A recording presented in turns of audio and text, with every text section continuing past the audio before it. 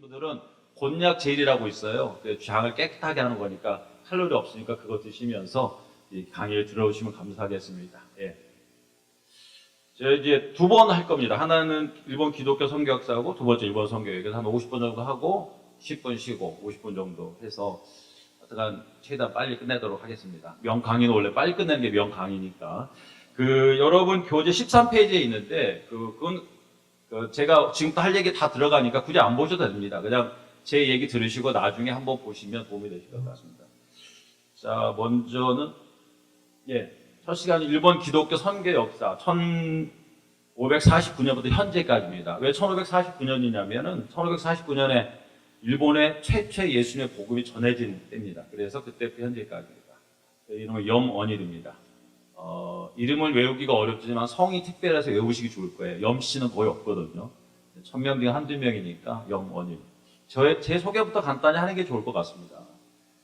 저는 1993년에 일본에 유학생으로 들어왔습니다. 여기서 공부를 마치고 직장생활, 저는 엔지니어, 일본에 해서 직장생활을 하다가 1998년에 선교사 헌신을 했습니다. 그리고 99년 아내와 결혼을 하고 저는 일본에서 신학 공부를 다 마쳤습니다. 그리고 저는 일본에서 목상을 받았습니다. 한국 사람이지만. 그리고 이제 2002년부터 여기서 한 600km 내려가야 됩니다. 후쿠오카라고 아시죠? 한국에서 가까운 여기서 후쿠오카 아가페 그리스도교회에서 한 16년간 담임 사역을 했습니다. 주로 일본인 청년들 그리고 대학생들, 일본인들 캠퍼스 사역을 16년간 했습니다. 이 사진이 여기 보시면 이렇게 있는 게 유카타라고 해가지고 일본인들 여름에 맞쓰리 할 때 동네에서 입고 다니는 옷이거든요. 그래서 매년 8월 달 되면 이렇게 유카타 입고서 전도 집회를 좀 했습니다. 그래서 저희도 입고 오는 애들도 너희도 유카타 입고 오라고. 왜냐면 이게 특별한 행사가 아니고 입을 일이 없어요. 집에 내내 처박아두니까 한복처럼 이럴 때 한번 입고 오라고 그래가지고 이제 입고 오면 애들이 같이 모여가지고 그래서 그 모임하고 해서 누가 그러시더라고요. 저 어딨냐고 그러더라고요. 여기 있습니다. 여기 정말 왔죠 그때. 이게 2014년, 15년 한 10여 년 정도 된 것 같은데 제가 왜냐하면 이 2019년 말에 제가 좀 건강이 좀 안 좋아졌습니다. 제가 여기 16년 사역하면서 안식년 한 번 없이 사역을 했거든요. 그래서 제 심장에 가부가 걸려가지고 심근경색으로 제가 사역을 도저히 할 수가 없어서 사역을 그만뒀습니다. 그리고 1년간 이제 쉬고 1년간 쉬는 동안 ICTC 가서 박신희 목사님 만나고 아까 제가 목사님 여기 안 계시네요. 아침에 뵀는데 목사님 5년만 뵀습니다 했더니 저보고 선교사님 5년 전에 뵐 때 돌아가실 줄 알았습니다. 저보고 그러시더라고요. 그때 정말 아플 때 얼굴도 새까맣고 제가 제대로 걷지 못해서 아내 손잡고 다녔거든요. 그래서 돌아가시는 거 아닌가 걱정했다고 진심을 말씀해 주셔서 그래서 그 덕분에 박신 목사님 16년간 안식년 없었다고 그래서 전화 제 아내 아이들 보시더니 좀 쉬어야 된다고 그래가지고 그때 하와이로 보내주셨습니다. 저희들은 꿈에도 생각 못했는데 하와이는 나비 가는 대로 생각했는데 가갔더니 우리 이영배 장로님이 오시라고 해가지고 숙소까지 제공해 주셔가지고 저희는 뭐가 뭔지도 모르고 이제 주님 따라 가듯이 가서 하와이 가서 있고 거기서 이제 GBS 방송을 알게 됐고 이제 돌아와서 2019년에 동경에 와서 교회를 개척했습니다. 홈처치로 도쿄 그레이스 교회를 개척했습니다. 그리고 이제 올 1월부터 이제 하와이 방송에 톡톡 도쿄 제 아내와 함께 진행을 하고 있습니다. 저희 방송은 좀 일본에 대한 얘기, 특히 하와이는 한국이나 일본인이 많으시니까 좀 재밌게 해드리고 싶어요. 그래서 일상적인 편한 얘기를 아내가 먼저 하고 뒷부분은 제가 이제 일본 문화적 관점에서 선교를 어떻게 볼 것인가에 대한 선교 얘기를 15분 15분 나눠서 얘기했습니다. 그리고 이제 방송 음악도 보험사가도 듣지만 종종 일본 대중가요도 좀 듣습니다. 왜냐하면 일본을 좀 이해하는 게 필요할 것 같아서 저희가 설명을 하고 건전가요, 대중가요라서 이상한 트로트 넣지 않습니다.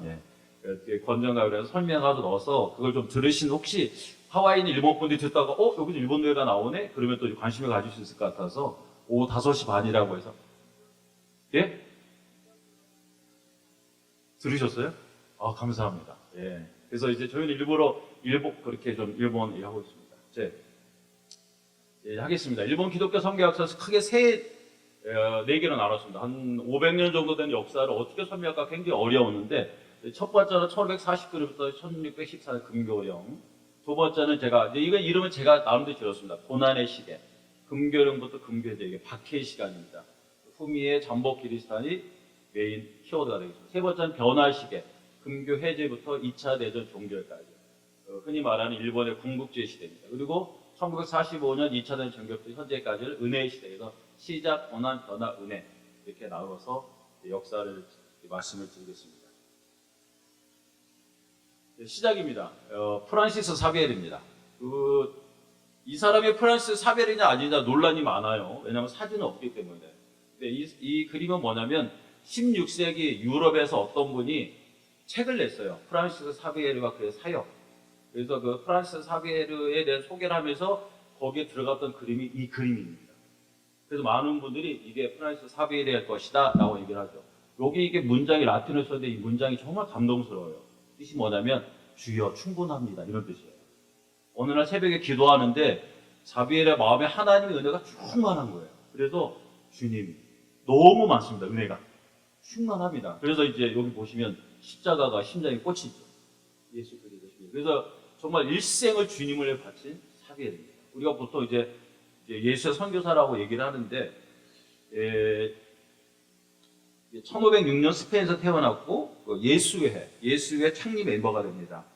예수회는 일본회하고 우리 한국에는 오지 않았지만 우리 한국과도 간접적인 관계가 있어요. 왜냐하면 이분들이 중국에 와서 홀리바이블을 성경을 번역했는데 그걸 성경이라고 번역을 했습니다. 한자로. 그게 우리 한국에 들어와서 우리가 지금 성경이라고 읽고 있는 겁니다. 그러니까 그걸 번역한 분들이 이 그 사비엘에 속한 예수회입니다.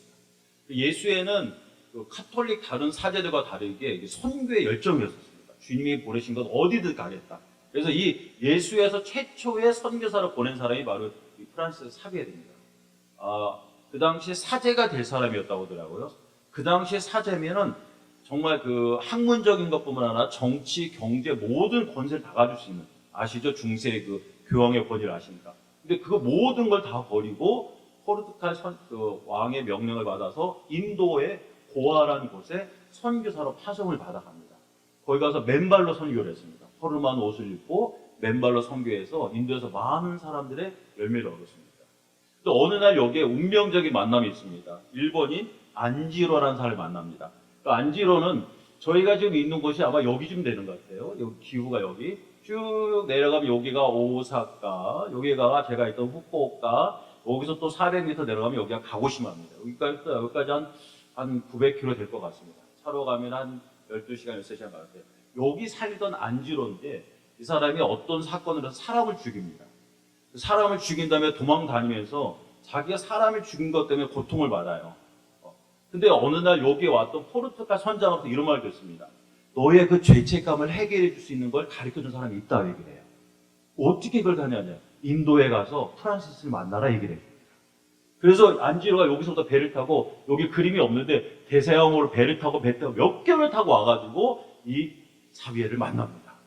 그래서 나코가라 목사님이라는 분이 이 만남은 운명적인 만남이었다고 하더라고요. 왜냐하면 마침 그 사비엘도 인도에서 선교하다 한계를 느끼고 있었어요. 왜냐하면 포르투갈과 인도의 문화적 차이가 너무 크니까 이들에게 복음을 전했는데 이들이 성경을 이해하는데 한계가 있는 거예요. 언어뿐만 아니라 그 어떤 교리를 이해하는데 한계가 있어서 사비엘은 파리 대학에서 공부하는 영재였거든요. 이들이 성경을 깨닫는데 한계를 느껴서 이 사역에 대한 부담과 한계를 느끼고 있을 때 이 일본인 안지를 만났던 겁니다. 근데 그 안지로가 정말 똑똑했어요. 제가 거기 써 있습니다. 그 안지를 만나고 그 예수의 본부의 편지 이렇게 써 있습니다. 새롭게 발견되는 지역들 중에서 일본인은 가장 지식력이 왕성한 민족이다. 짧은 시간 안에 진리의 가르침을 인정하게 될 것이다.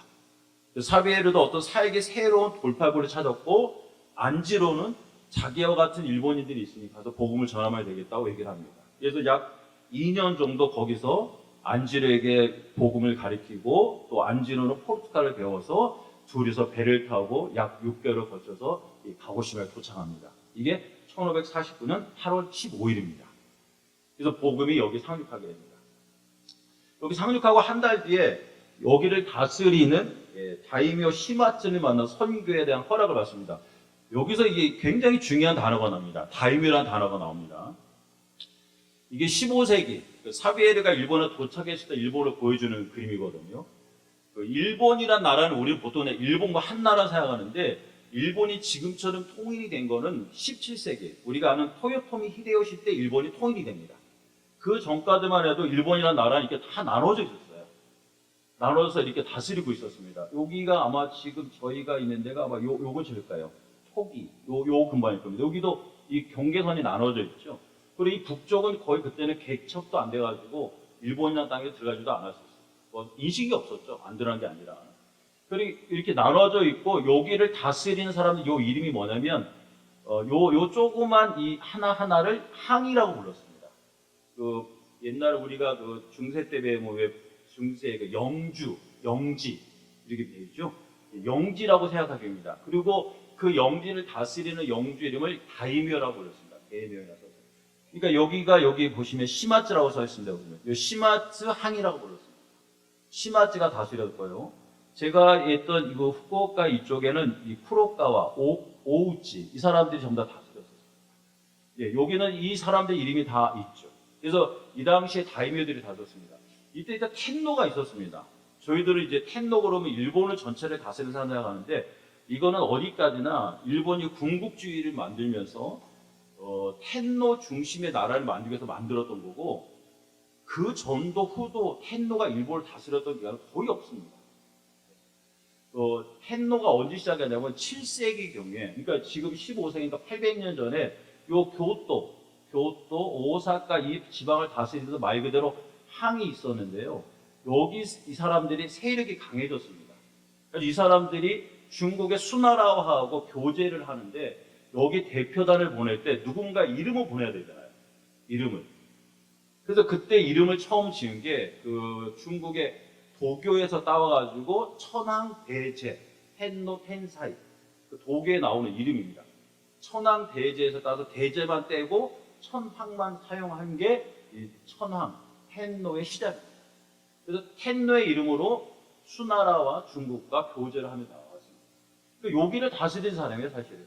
그리고 그 텐노 밑에서 군을 통치하던 사람이 장군 효군입니다. 그 얼마 전 그 미국 에이미상, 그래미상, 에이미상인가요? 에이미상 그 수상작가니까 효군이더라고요. 다들 거듭하셔서 이런 건 안 보시나 보죠. 예, 일본에도 엄청 뉴스가 나왔었어요. 그 미국 그 감독이 만든 거지만 그래서 저 궁금해서 봤는데 다 종교적인 얘기더라고요. 사실은 그 캐톨릭과 개신교의 얘기인데 그걸 이제 미국 사람인데 이 쇼군이었는데 이 사람이 군 통치자인데 나중에 이 정치 통치자를 눌러버립니다. 쇼군이. 그래서 그때부터 뭐냐면 텐노는 말 그대로 여기에 살기만 하고 이 쇼군이 이 지역을 다 다스려요. 그래서 여기 보면 아시카게시라고 하는데 이 사람이 이 지역을 다스리는 쇼군이 됐었어요. 그리고 사무라이라고 하는데 여기는 이제 하급 무사입니다. 밑에서 이제 네, 하급 무사라고 해가지고 그냥 칼만 쓴 사람들이 아니라 이 사람들이 요즘 말하면 엘리트층입니다. 이 사람들이 글도 썼고 책도 만들었고 음식도 만들었고 경제 활동 다 했습니다. 나중에 일본 개국할 때 이 사람들이 중심이 됩니다. 그러니까 여기서 뭔가 하려면은 반드시 뭐냐면 요 다이묘의 허락을 받아야 되는 겁니다. 요 다이묘의 허락을 받지 않으면 이사도 못 갔습니다. 농사도 못 지었습니다. 그래서 사비에르가 도착하자마자 얀지르에게 들었겠죠. 복음을 전하려면 이 시마츠에게 허락을 받아야 한다. 그래서 시마츠를 찾아가서 선물을 잔뜩 주고 허가를 받아서 여기서 선교를 합니다. 선교를 하다가 결심을 합니다. 제가 여기도 책에 여기 썼습니다만 사비에르가 들어올 때 그의 목적은 일본 전역에 복음을 전하는 거였어요. 그래서 여기에 텐노라는 정치적 중심의 인물이 있다는 걸 알아서 여기를 가가지고 텐노를 만나서 일본 전역에 복음을 전할 계획을 세웠습니다.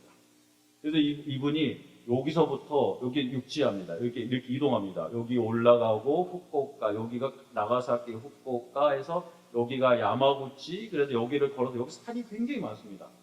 차로 가면 터널이 한 30개 정도 됩니다. 여기를 걸어서 그래서 한겨울, 12월달, 1월달 여기 정말 지금 전 날씨 좋은데요. 여기도 12월 1월 되면 눈 엄청 나고 옵니다. 여기 예, 정말 추운 데입니다.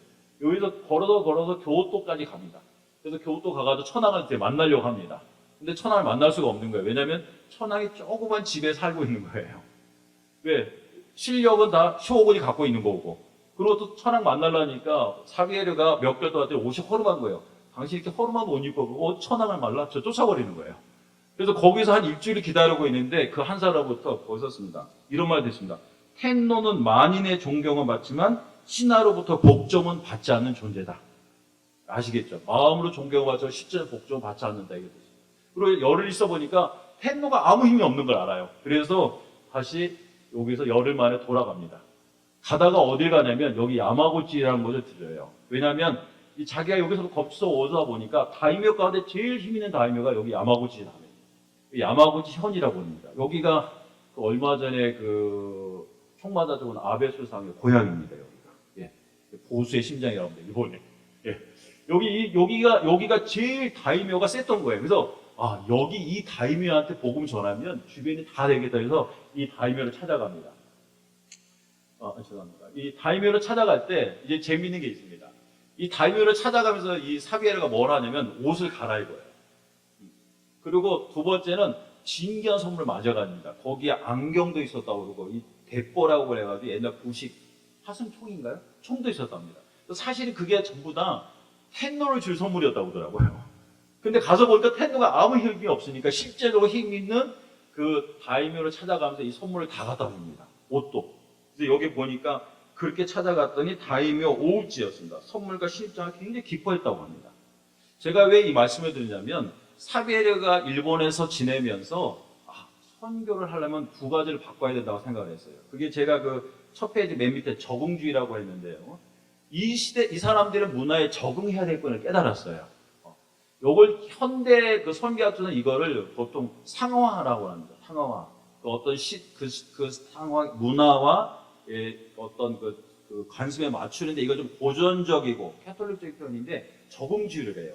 그래서 이 사비에르가 두 가지를 합니다. 첫째, 옷을 갈아입습니다. 여기 보시면은 이 두 부류의 수도사들이 있습니다.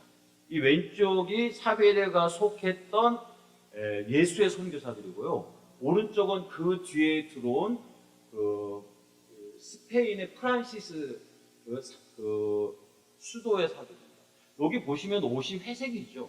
회색. 여러분 아마 그 영화 같은 데 보시면 이게 중세 수도사들의 오리지널 옷입니다. 보통 이렇게 회색. 그리고 여기 보시면 이게 좀 색깔이 좀 어두운데 신발을 안 신고 있습니다. 맨발입니다. 그 중세 수도사들은 청렴과 가난이 주님에 대한 헌신의 표상이었어요. 항상 가난하게 했습니다. 옷도 가난하고 맨발했습니다. 그래서 사비에르 일본 처음 들어왔을 때 맨발로 돌아다녔습니다. 맨발로 성교하고 이런 옷 입었어요. 근데 교토 가서 느꼈어요. 일본 사람들은 옷이 제대로 아니면 인정을 안 해주는 걸 깨달았어요. 여러분 제가 오늘 이렇게 입고 왔지 않습니까? 일본은 어디 누구 만나러 갈 때 이러고 안 가면요 벌써 아웃입니다. 왜냐하면 너는 나를 만날 준비가 안 돼 있는 거예요. 그래서 학교 다닐 때 그렇게 막 바지 입고 이러다가 회사 이제 취업하려고 하면 머리 다시 새카맣게 물들이고 이렇게 정장 입어요. 연예인들이 사건 치고 나서 사죄하러 나오잖아요. 금발로 나오면 벌써 너는 사죄할 마음이 없어. X예요. 그래서 벌써 파마 다 뿌고 새까맣게 하고 옷 딱 입고 나와가지고 머리 탁 풀립니다. 왜냐하면 그 옷이 벌써 메시지인 거예요. 메시지. 그러니까 그래서 이 옷을 벗고 이거 보세요. 되게 멋있죠. 오샤레가 멋있죠. 죄송합니다. 이게 아주 그 색깔 이게 좀 어두워서 그런데 이게 원판 그 그림이 있거든요. 까만색으로 멋있습니다. 이게 하얀색 칼라에다가 여기 뒤가 그 일본인 로렌소라가 맹인인데 복음 듣고 그 일본 최초의 그 예수의 해 멤버이라는 일본인이에요. 여기 따르고 보면 여기가 이제 예수. 그리고 보시면 여기 신발 신었습니다. 전부 다. 그러니까 이게 그 당시에 변화를 알 수 있어요. 그러니까 이렇게 변화를 했던 겁니다. 그리고 또 한 가지 아까 말씀드린 것처럼 이제부터는 다이묘다. 다이묘에게 선교하는 게 가장 좋겠다 해서 그때부터 다이묘에게 선교를 하기 시작합니다. 그래서 이때 이 적응주의가 그 효과를 보면서 그 예수님 믿는 사람 늘어나게 됩니다. 1549년 재래였는데 1590년 50년 만에 한 24만 명입니다.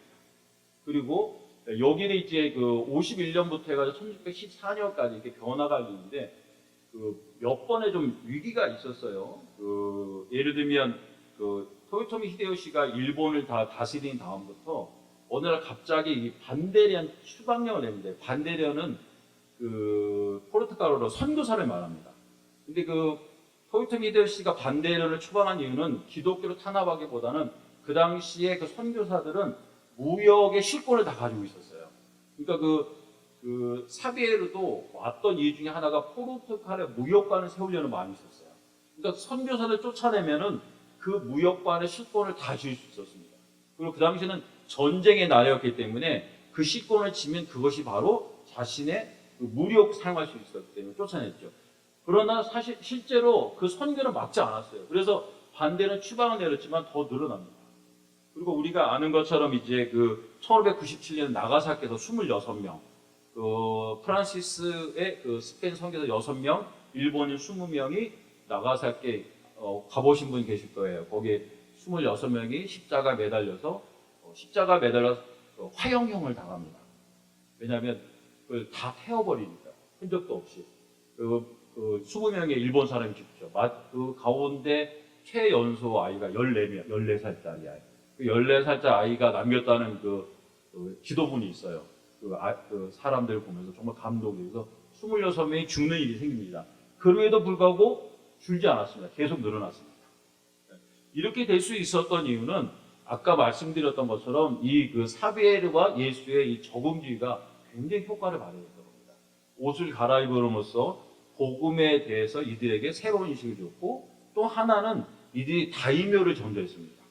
그 다이묘가 전도되면은 그 영주 사람들 다 믿었어요. 그 나가사키의 오우치 다이묘 같은 사람이 최초의 다이묘였는데, 그가 예수 믿었을 때 그 영 안에는 10,000명인가 20,000명이 세례를 같이 받았다고 하더라고요.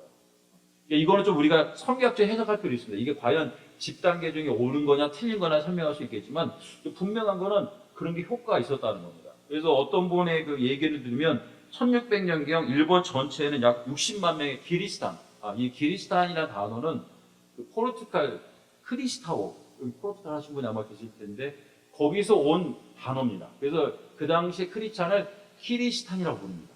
그러니까 일본 내에는 크리스탄을 부르는 말이 두 개 있어요. 16세기 크리스탄을 부르는 키리스탄이 있고, 지금 우리는 크리스찬 영어로 부릅니다. 구별되어 있습니다.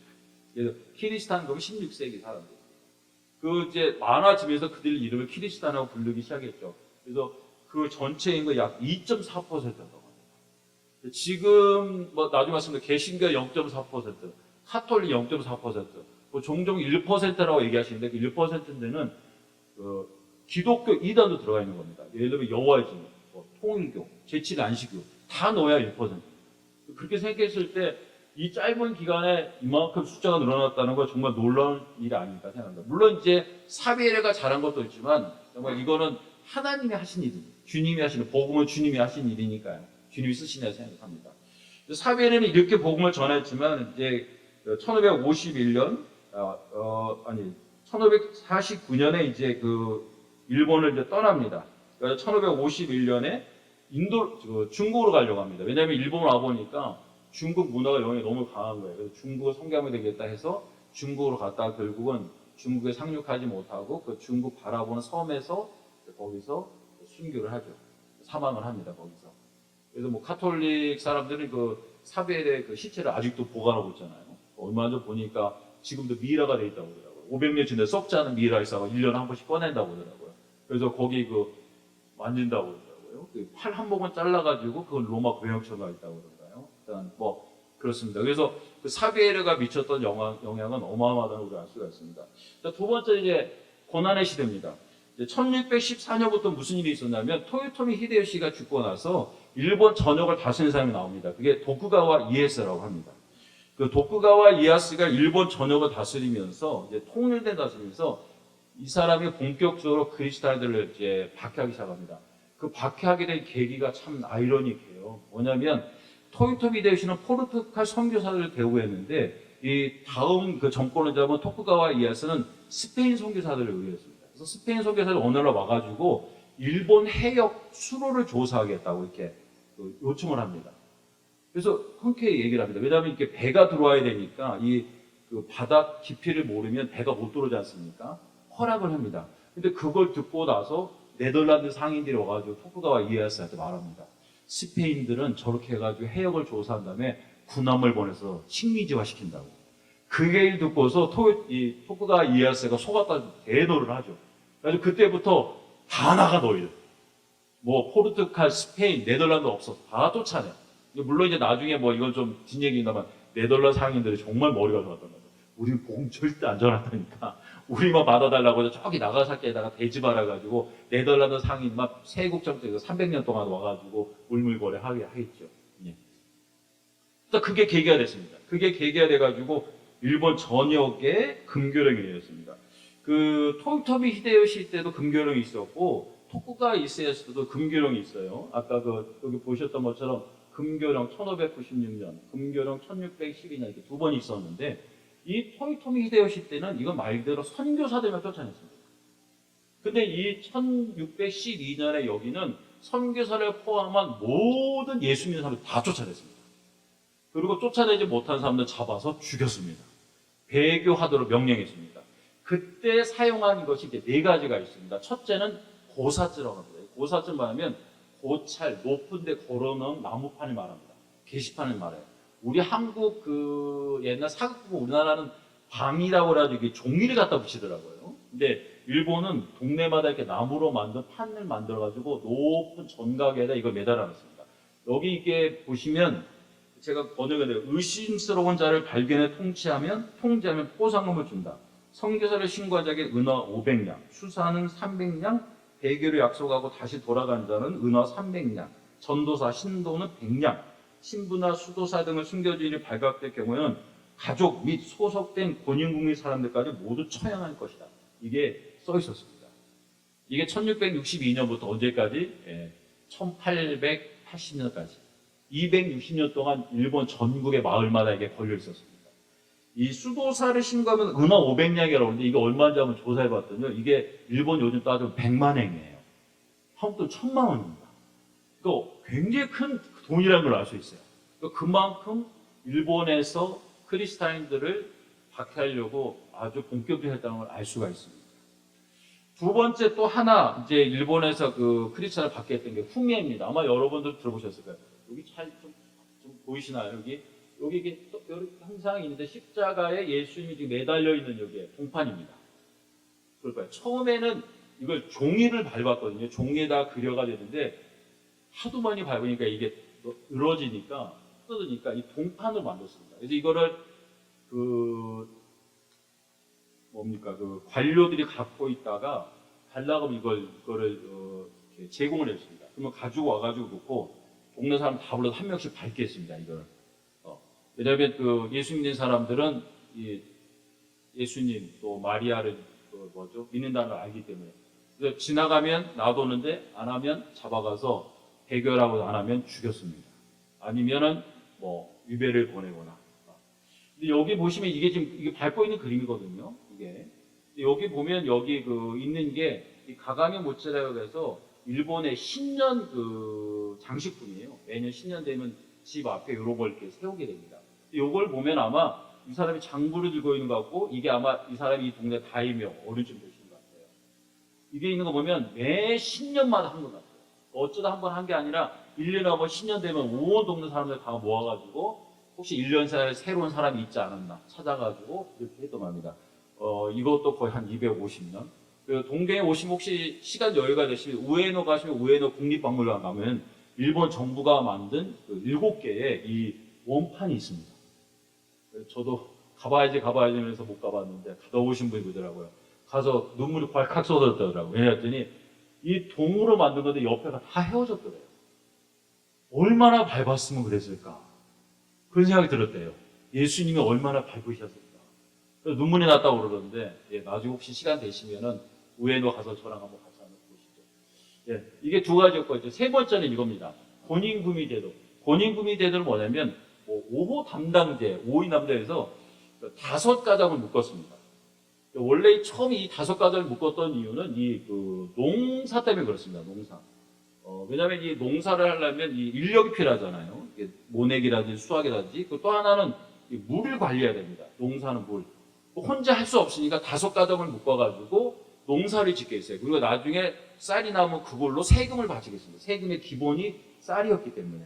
그래서 이제 그걸로 이제 고닝 5사람을 한 조로 묶었는데 도쿠가와 이에스 정부가 이거를 키리스탄 적발 감시제도로 삼했습니다. 그래서 만약에 너희 5 가운데 1명 나오면 거기 다 죽였습니다.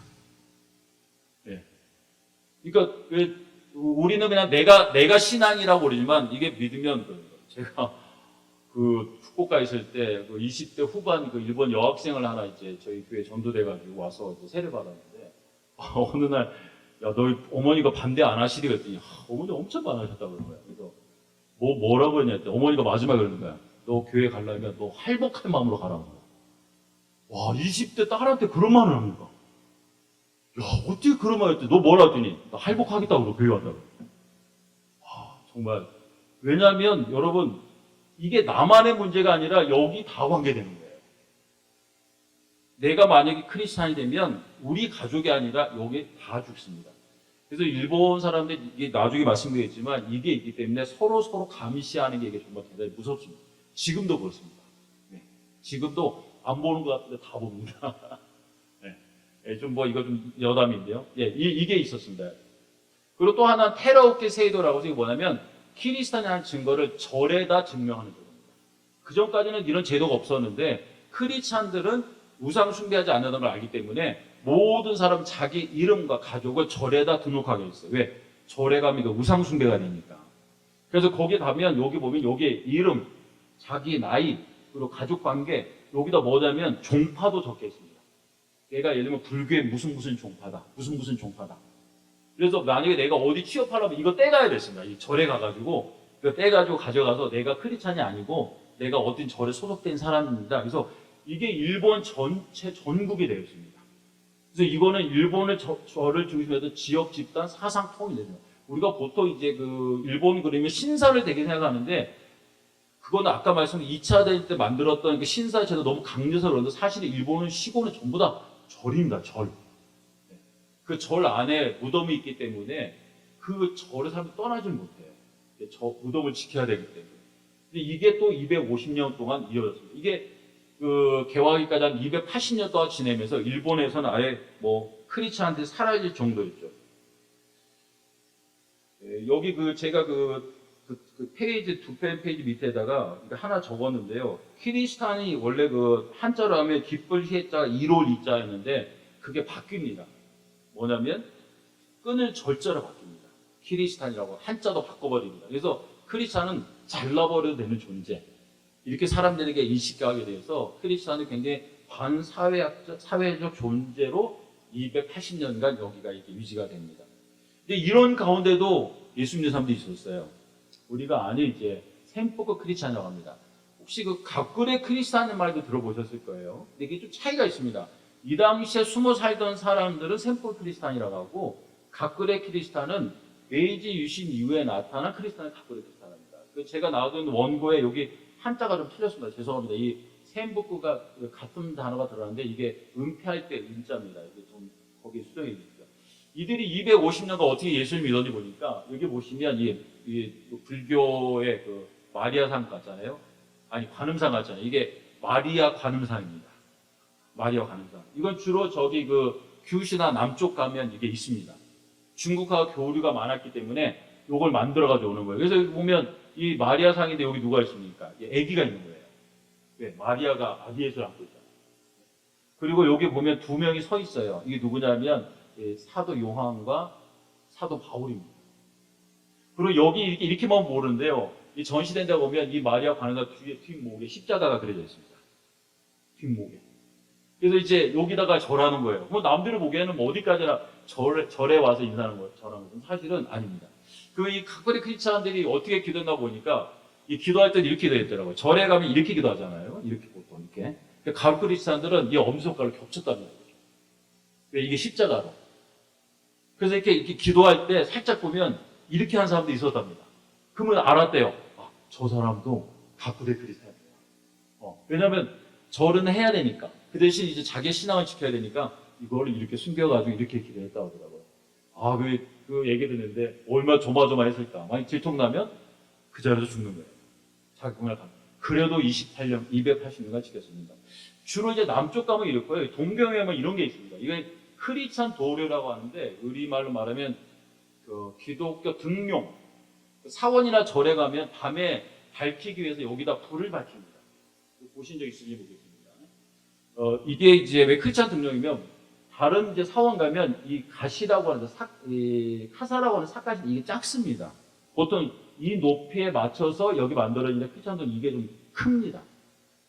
이걸 어떤 데는 이게 더 커요. 그래서 여기다 불을 밝히면 이게 꼭 십자같이 보였답니다. 이게 여기 보시면 이게 이제 절 안에요. 절 안에서 찍은 거예요. 여기 보시면 절 안에다가 여기 심어 놓은 거예요. 여기다가. 그리고 여기다가 살짝 희미하게 뭐냐면 여기다가 예수님은 주님이시라고 글씨를 새겼어요. 또 하나 여기가 특이한 게 여기 너무 지금 안 보이는데 여기 보면 여기 보이시죠? 여기 지금 약간 그 절에 나오는 그 열애상 같은 모양인데 여기 보면은 여기에 있는 모양은 여기하고는 달라요. 뭐가 다르냐면 여기는 그 사람이 서 있는데 발이 이렇게 서 있어요.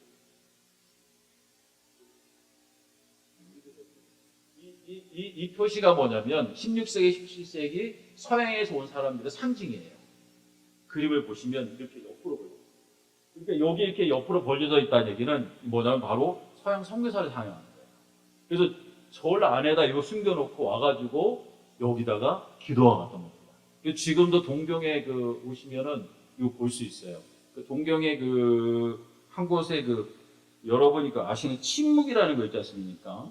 미국 사일런트로도 만들었는데 예수의 선교사 크리스토 페레라 얘기인데 그 배경된 곳이 동경에 있습니다. 그분이 배기하고 나서 소설은 나가사키지만 실제로는 에도인데 한 집에서 감금돼 70년 산 얘기가 거기 있습니다. 이렇게 시간이 지난 다음에 1853년 드디어 일본의 자유가 옵니다. 미국의 페리 제독이 오면서 일본이 개항을 하게 됩니다. 그리고 1858년 제8일미 소통상격을 맺으면서 일본에 있는 아메리칸이 스스로 자기의 종교를 신봉하고 예배당을 거르지는 것을 보장한다 해서 이제 기독교 선교가 열리게 됩니다. 그리고 1859년 일본의 개신교 선교가 됩니다. 미국 성교의 리긴즈 그리고 북장로의 선교사들이 일본에 도착하면서 일본에 선교사가 들어오고 약 1882년까지 한 20년 동안 209명의 선교사가 들어오게 됩니다. 그 중에 한 분이 여기 미국에서 오신 벌키크라는 분이신데요. 이분이 원래 나가사키에서 영어를 가르치셨어요. 근데 그걸 배우려고 일본에 있는 하급 무사들이 모여들었습니다. 근데 이 사진이 공개됐을 때 일본 내에서 이거 합성이라고 그랬어요. 왜냐하면 여기 모여있는 사람들이 전부 다 일본 개국의 근대화의 공신이 다 모여있어요. 여기 보시면 이 사람이 사카모토 료마입니다. 여러분 잘 모르겠지만 일본의 개국을 이끈 근대화를 이끈 3명 뽑으라면 반드시 들어간 사람이 사카모토 료마입니다. 여기 사이코 다카모리 정한론 그래서 이제 한국에 쳐들어가다 얘기했던 사람이에요. 이 사람 안중근의사가 암살됐던 이토 히로부미입니다. 여기 있는 사람들은 쟁쟁한 사람들 다 모였어요. 왜? 이 사람에게 영어를 배우려고. 그래서 일본 사람들이 사진을 봤을 때 이건 합성이다. 이 사람들이 뭘 사진 찍을 수 없다는데 이걸 옛날에 이게 이 시대에 합성 기술이 있었겠습니까? 이분이 나중에 나가사키에서 동경 에도로 와가지고 옛날 에도라고 불렀는데 거기서 영어도 가르쳐요. 이분이 에도 정부의 건의랍니다. 그 당시는 일본에는 공휴일이 없었어요. 신년이나 오봉이라는 추석 같은 걸 쉬었는데 전 세계가 전부 다 공휴일이 있다. 그래서 일본도 공휴일을 만들어 가지고 토요일 주일을 만들게 하는 사람이 선교사님이에요. 교회는 안 다녔지만 그래서 일본의 일요일이라는 공식적으로 선교사님에 의해서 만들어졌습니다. 그리고 그때 이제 상륙 허가가 되면서 1865년 나가사키에 카톨릭에 들어가지고 교회를 세우죠. 그래서 아마 나가사키 가면 오오라 텐슈도라고 문화재 보실 거예요. 와가지고 그분이 한 2년 정도 있었는데 아무도 예수 믿지 않은데 어느 날 아침에 농부 6명인가 옵니다. 와가지고 유명한 말이 있어요. 아나타노 문에 와타시는 문에. 이 문에가 가슴이라는 뜻이거든요. 너의 마음과 내 마음 똑같다는 뜻이에요. 그래가지고 성모 아래서 보여달라 보여주가 거기 가서 저를 기도를 했던 거예요. 주기도문을 외웠던 거예요. 280년 동안 캐톨릭에서도 일본은 더 이상 크리스찬이 없다 제로라고 했는데 그때 나타난 겁니다. 그래서 놀라서 보고를 했죠. 근데 안타깝게도 그때는 아직까지 외국인 말고는 누구도 믿어서는 안 됐습니다. 그 사람들 다 잡혀갔습니다. 다 잡혀가가지고 그 사람들 조사해보니까 그 마을 사람들이 다 크리스찬이었던 거예요. 그래서 그때 발견된 사람이 약 3,000명 발견되고 그중에 600명이 죽습니다. 그래서 이게 이제 전 세계에 알려졌어요. 왜? 지금 선교사에 들어왔잖아요. 그래가지고 이제 이와크라 사절단이라 해가지고 전국 전 세계 사절단 보냈는데 사절단이 가는 나라들마다 얘기를 하는 거예요. 지금이 어느 시대인데 크리스찬을 박해하냐? 너희들 빨리 그거 해라. 그래서 계속 이게 그 항의를 받으니까 이들이 일본 정부에 얘기를 해가지고 드디어 1813년 그리스도인 금령을 이제 해제합니다. 그걸 내려요. 그래서 공식적으로 기독교를 인정한 건 아니지만은 비공식적으로 이제는 박해가 끝나는 시대가 됐죠. 그리고 나서부터 이제 일본에 이제 복음이 전해지는 계기가 됐습니다. 마지막 세 번째는 금교 해제 1813년부터 1945 2차 대전 조교입니다. 이때는 이제 지금 이제 연도별로인데 여기 이제 네 시대로 나눠서 말씀드릴게요. 왜냐면 이제 천황의 중심으로 돼서 있기 때문에 천황을 중심으로 나누면 훨씬 더 이해가 될 거예요. 첫 번째는 메이지 시대입니다. 우리가 말하는 메이지 천황. 1868부터 1900 시절. 뭐 이렇다고 해가지고 이걸 뭐 천황 얘기만 해도 아마 한두 시간에 얘기해야 되는데 천황이 아니었습니다. 천황은 어디까지나 형체를 세웠고 그 뒤에 아까 제가 보여드렸죠. 이 사람들이 전부 다 강요가 돼가지고 이 사람들이 천황에 대해서 모든 걸 다 조정을 했습니다. 그 당시 천황이 20대 초반밖에 안 됐어요. 저기 뭐죠? 교토에 살다가 갑자기 와가지고 어떻게 정치를 할 수 있겠습니까? 이 사람들이 다, 이토히를 보면 아는 것처럼 일본의 초대 총리입니다. 일대 수상입니다. 그래서 이제 그 메이지 시대 때 이제 죄송합니다. 반대로 들어가겠네요. 첫 번째 이제 메이지 시대입니다. 바쿠를 타도하고 메이지 텐노 내가수리 정권 수립합니다. 그리고 고사제가 선교가 묵인됩니다. 이 당시에 중요한 게 그 기독교를 얘기할 때 세 가지 밴드, 맹약이라고 하는데 요카마, 쿠마모토, 삿포로 이렇게 세 밴드를 얘기할 수 있습니다. 이거를 이해하면 일본 기독교, 일본 교회를 이해하는 데 굉장히 중요합니다. 그 요코하마에 왔던 선교사님들 중심으로 해서 이제 기도모임이 조직되는데 거기에 일본 학생들이 사다 온 게 대여가 돼서 여기 교회가 세워집니다. 이게 일본 최초의 개신교 교회입니다. 여기 보시면 이게 그 당시에 1872년에 세워졌던 교회입니다. 그리고 지금 그것이 요코하마에 있습니다. 지금 이제 가이강 해안 교회라고 해서 지금도 여기서 예배를 드리고 있습니다.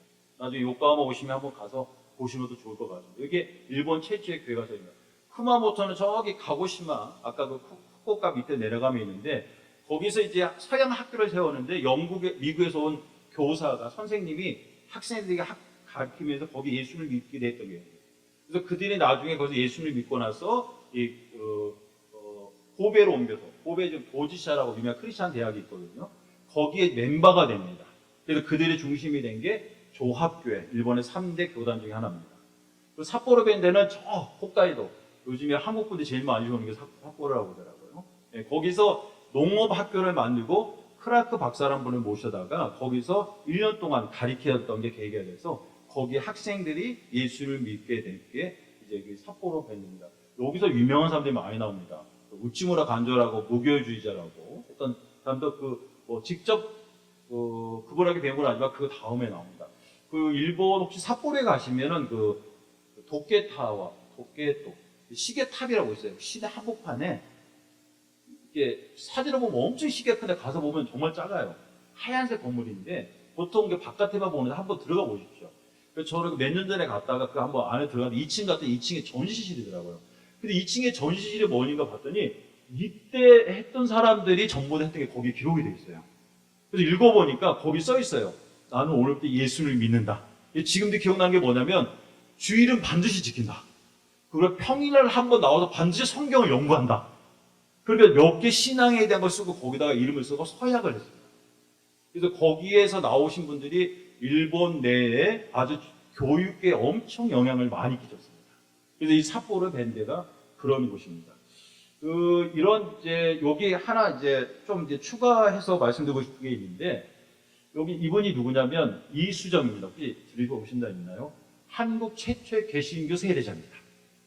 이분이 그 이모군란 때 그 민비 명성황후를 보호했던 그 상을 받아서 그 흥선대원군으로부터 상을 받습니다. 너 원하는 게 뭐냐? 그러니까 일본 가서 식물을 배우고 싶다고. 이분이 농업에 관심이 있었대요. 그래서 일본에 농업을 배우러 왔습니다. 농업을 배우러 와가지고 이분이 누굴 만나냐면 여기 사진 보시면 이쪽에 이분이 쓰다센이라고 합니다. 쓰다센. 이분이 일본에서 최초의 유럽에 가서 유럽 농업법을 배워가지고 오신 분이에요. 그래서 일본의 이제 채소나 이런 것들 가르치는데 이분을 만나러 갑니다. 농업기술 배우려고. 가서 이제 그거라고 얘기를 하는데 여기에 그 현판에 한자로 써 있는 거예요. 그게 뭐냐면 마음이 가난한 자는 복이 있나니 천국에 저일 것입니다. 근데 이 이수정이라는 분이 그때 처음 그걸 본 거예요. 지금까지 자기가 본 적이 없는 말 건 거예요. 그런 말이. 그러잖아요. 저게 뭐냐고 했더니 이 쯔다센이 그렇게 말하는 거예요. 예수님의 가르침이라고. 그래서 이분이 이렇게 얘기를 해요. 공자의 가르침은 방안을 밝히지만 예수의 가르침은 세계를 밝힌다 이 말이에요. 이수정의 이 사람의 이 마음이 감동이 와서 이 쯔다센이 이 사람에게 성경책을 줍니다. 한 권, 한자를. 그래서 와가지고 농업기술은 안 하고 이분이 계속 성경을 읽어요. 그리고 이 쯔다센을 따라서 동경 시내에 있어요. 시바교회라고 해서 그 교회를 가갔다고 교회 가서 세례를 받습니다. 이게 세례받은 장면입니다. 왼쪽이 미국에 소진 조진옥수 선교사님이고 이번엔 야스가와 목사님이라고 세례 문답은 이분하고 세례는 이분이 주셨어요. 그 세례를 받고 나서 기념사진이에요. 이게 이거는 세례를 받고 나서 얼마 안 돼가지고 일본 전역에 있는 크리스찬 지도자들이 모이는데 초청을 받아 간다는 거예요. 그래서 여기가 쯔다센이고 요 위에가 니지마죠. 이분이 그 도지사를 만든 분이니까 왼쪽이 우치무라 간조예요. 정말 이 쟁쟁한 분들과 함께 여기 사진 찍었습니다. 여기서 얘기를 하다가 조선에도 복음이 필요하다 그러니까 이 쯔다센이 그랬다고 하더라고요. 우리가 가서 복음 전하겠다고. 근데 이수정이 그랬답니다. 아니라고. 한국과 조선의 관계 생각할 때 일본이 더 많으면 된다고. 뭐 어떻게 합니까? 미국에서 와야 된다고. 그래서 이분이 여기 그 미국 성서공회 선교사님한테 부탁을 합니다. 이 보고서에다가 조선 얘기를 씻어달라고. 그래서 이수정이라는 분이 이분들 부탁해가지고 글을 써요. 마게도니아 조선에 복음이 필요하다고. 그래서 그게 미국에 알려지게 됩니다. 그래서 그걸 읽고 한국에 온 선교사가 아펜젤러 언더우드예요. 원래 이분들은 중국에 가려고 그랬다고 하더라고요. 근데 읽어보니까 조선이라는 나라가 있고 여기에 마케도니아 부른다고 해서 중국을 가려다가 그만두고 이분들이 일본으로 옵니다. 일본으로 와서 이수정을 만나요. 이수정이 뭘 하냐면 자기가 주신 사명이 있다고. 꿈속에서 어떤 애 만나고 꿈속에 하나님이 누가 와서 책을 준대요. 이수정은 꿈에. 뭐냐 이게 성경이라고. 그래서 자기에게 하나님 성경을 줘가지고 이분이 동경에 있는 동안 성경을 번역을 했습니다. 이분이 번역한 게 마가복음, 누가복음 번역했어요. 그래가지고 아펜젤러 언더우드가 요까마 와가지고 한국 올 때 이분이 번역한 성경책을 들고 들어옵니다. 그래서 한국 그 기독교 역사는 되게 특이한 게 뭐냐면 보통은 선교사들이 번역한 성경을 들고 오는데 한국 개신교는 한국 사람이 번역한 성경을 들고 왔다고 하더라고요. 한국말. 그래서 초기에 굉장히 보험 성경이 어려웠다고 하더라고요. 왜? 한국말을 익숙하니까 그게. 안타깝게도 몇 년 뒤에 이제 조선에 불려가지고 다시 왜? 조선에 파송됐답니다. 여기 와가지고 예수 믿었다는 게 알려져가지고 세옥점 쳤기 때문에 한국에서 사형을 당합니다. 죽습니다. 그러니까 이거 보면은 이 쯔다센이 했던 것이 정말 우리 한국의 복음이 전파됐던 우리의 빛이 됐던 것 같아요. 예, 제가 왜 이걸 했냐면 이 쯔다센의 딸이 쯔다 우메코입니다. 얼마 전에 일본에서 30년 만에 지폐가 바뀌었거든요. 5,000엔짜리가 꼭 여성인데 이 쯔다센의 딸 쯔다 우메코가 5,000엔의 표지 모델이었어요. 크리스찬입니다. 이분이 세운 그 여자대학이 쯔다즈쿠라고 일본의 3대 여대 중에 하나입니다. 그러니까 제가 이걸 원본을 찾으려고 이거 5,000원짜리 아무런데 이게 나오질 않더라고요. 5,000원짜리가. 혹시 게시리 도간 한 번씩 보시게 되면 쯔다 우메코 크리스찬입니다. 적지만 이렇게 일본에 영향을 줬습니다. 변화는 1813년 이제 금교회부터 이제 다이쇼 시대입니다. 두 번째 다이쇼 천하입니다. 이때부터 이제 각 이제 교파별로 침례교회, 조합교회 이렇게 뭐 부흥회 운동합니다. 이 그림이 뭐냐면 일본 홀리네스 나카타 주지의 그 전도 집입니다. 예수 사마오 슈쿠크 천막치고 5,000명 모였다고 하더라고요. 이때 이 그 홀리네스 부흥원도 대단합니다. 그리고 이 홀리네스 부흥원에서 만들어진 게 동양성교회. 거기 LA 가니까 그런 게 큰 게 있더라고요. 이 영향으로 한국에 들어온 게 성결교단입니다. 한국에. 그래서 이제 굉장히 그때 부흥되고 이때부터 개인주의, 자유주의 교행자 특징이었다고 얘기합니다. 그러니까 아까 좀 전에 제가 여기 메이지 시대도 말씀드렸고 여기 다이쇼 시대도 한 것처럼 굉장히 인텔리한 사람들이 교회에 모였다는 걸 알 수 있어요. 그래서 지금도 일본 교회 이미지 그리면 인텔리합니다. 지식층.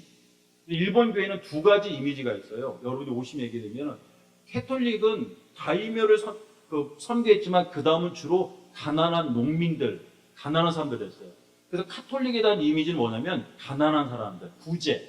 근데 교회는 말 그대로 이렇게 교양 있고 지식인들 이런 이미지가 있어요. 그래서 일본 교회 가면 되게 인텔리합니다. 와, 이게 성경도요. 성경 공부라고 안 합니다. 세이쇼 갱규, 성경 연구라고 합니다. 네. 성경 연구. 그래서 저희 걔가 아까 말씀드렸습니까? 제가 그 일본에서 신학을 다녔죠. 제가 일본에서 신학교 다녔는데 일본 교수님들이 그런 프라이드가 있었어요. 이게 벌써 한 20몇 년 전인데 한국은 붕할지 모르지만 신학은 일본이 앞선다. 그럼 저는 그러죠. 신학은 앞섰는데 교회는 왜 그럽니까? 근데 요즘 이제 일본이 많이 바뀌었어요. 왜 그래도 교회는 계속 쉬고 한국 구하니까 요즘에 이제 배우자, 한국의 제자훈련 배우자 이런 분위기가 좀 일본 교회 내에 있습니다. 이제 변화의 시대, 이제 마지막에 이제 쇼와 시대입니다. 아신 것처럼 전쟁의 시대죠. 예, 예. 쇼와 테너로서 일러 전쟁, 한일 합방, 이경장, 그리고 이제 사실 진주막 폭격, 여기 하와이에 오신 분들은 아시죠? 이때부터 태평양 전쟁이 일어나고 국가 총동원령, 그리고 사상과 단체 후터까지도 종교 단체법에서 모든 종교를 국가가 다 통합합니다. 그 가운데 1600년대 일본 기독교 교단이 만들어집니다. 아까 말씀드렸던 것처럼 이때만 해도 침례계, 일본 교학계 이렇게 교단이 있었는데 이게 전부 다 일본교 교단으로 합쳐집니다. 약 33개 교단이 하나로 딱 묶어집니다. 이름은 일본 기독교 교단. 그래서 그 일본 기독교 교단은 정말 일본 정부의 어떤 협조적인 교회가 되죠. 여기에 대해 좀 얘기들이 많습니다. 어떤 분들은 강제로 어쩔 수 없었다 이렇게 얘기하시는 분도 있는데 또 어떤 분들은 일본 교회 연약함이었다 얘기하셔서 이런 분들이 있어요. 일본 기독교나 성립은 기독교가 열등의식을 극복하고 국가에 협력함으로써 반체제가 아니라는 것을 증명하는 의도가 있었다. 제가 아까 좀 마음이 급해서 지금 말씀 못 드렸네요. 가능하면 이 일본 기독교 안에 있는 자료는 거의 다 일본 내에 있는 자료입니다. 일본 목사님들 쓰시고 일본 책에서 본 거기 때문에 아마 여러분들 어딘가 하나 좀 보기 어려우실 것 같아요. 이 뜻이 뭐냐면 이제 전쟁을 하면서 이들이 그 종교단체를 불렀답니다. 일본 정부가. 근데 거기에 기독교, 개신, 신도 불교도 있었대요. 불러가지고 너희가 우리 국가를 좀 협조해달라고 그랬대요. 돌아와가지고 일본 그 교회 분들은 기뻤답니다. 왜? 국가가 더 이상 우리를 대적하지 않는구나.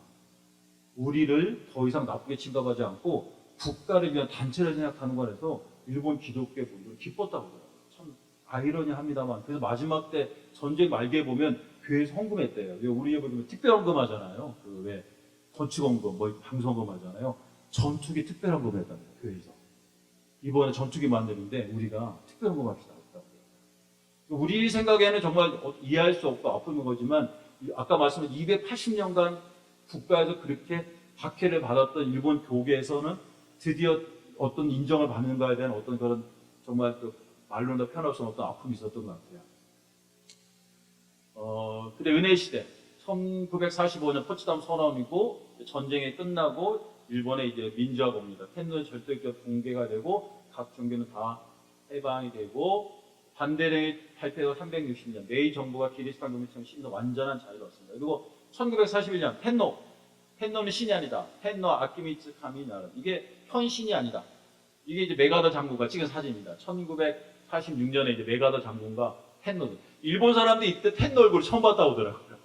왜냐하면 텐노는 계속해서 숨어 있기 때문에 이제 사진 찍고 다들 충격했답니다. 옷이 얼마나 정장입니까? 이게 사진 원판 보면 이게 군복 주글주글한 군복을 입고 있습니다.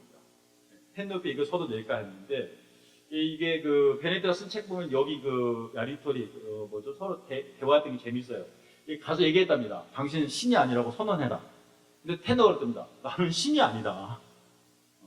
그러니까 아니다. 너는 신이다. 그러니까 나는 신인 적이 없다. 왜냐하면 텐노는 신이 아니에요. 그건 일본이 만든 거지. 그러니까 얘기했답니다.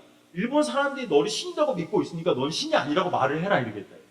그래서 나는 신이 아니다라고 발표를 했던 거예요.